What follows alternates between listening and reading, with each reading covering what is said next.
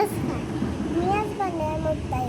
संत निवृत्तीनाथ, संत ज्ञानेश्वर, संत सोपानदेव यांची बहीण मुक्ताई बनली आहे. मी आज तुम्हाला 2 ओळी सादर